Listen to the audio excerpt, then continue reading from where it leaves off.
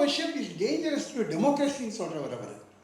அதனால் அவர் என்ன சொல்கிறாரு, ஒரு முறை யாருமே அவருக்கு பிறந்தநாள் கொண்டாடுறாங்க அவருடைய கட்சியில். அப்போ அவர் சொல்கிறார், எனக்கு பிறந்தநாள் கொண்டாடக்கூடாதுன்னு சொல்கிறார். ஏன்னு கேட்டால், எனக்கு மட்டும் இல்லை, எனக்கு கொண்டாடக்கூடாதுன்னு சொன்னால் பரவாயில்ல, எந்த அரசியல் தலைவரும் பிறந்தநாள் கொண்டாடக்கூடாதுன்றார். உடனே எல்லோரும் கோபமாயிடுறாங்க. அந்த நேரத்தில் அவரை வந்து கிண்டல் அடித்து ஷங்கர்ஸ் வீக்லியில் ஒரு கார்ட்டூன் போடுறாங்க. அந்த கார்ட்டூன் என்னென்னா, ஒரு அம்பேத்கர் அப்படியே கோட்டு சூட்டோடு ஓடுறாரு.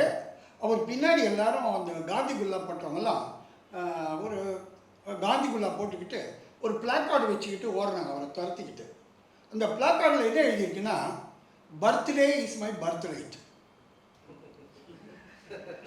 அதை போய் நீ படிக்கிறியே, அரசியல்வாதிகள் பர்த்டே கொண்டாடுவது எங்களுடைய பிறப்புரிமை, எது எதுக்கோ பிறப்புரிமை, இங்கே பேச்சு உரிமை எல்லாம் இல்லைன்னா அவங்களுக்கு பிறப்புரிமை அப்படி ஓடுறாங்க. அது மாதிரி ஷங்கர்ஸ் வீக்லியில் கார்ட்டூன் வந்திருக்கு. அந்த அளவுக்கு அம்பேத்கர் என்பவர் தன்னை முன்னிறுத்தாத ஒரு தலைவர். அப்படி ஒரு முன்னிறுத்தாத தலைவரை பற்றிய செய்திகள் எந்த அளவுக்கு தவறுதலாக பரவும்.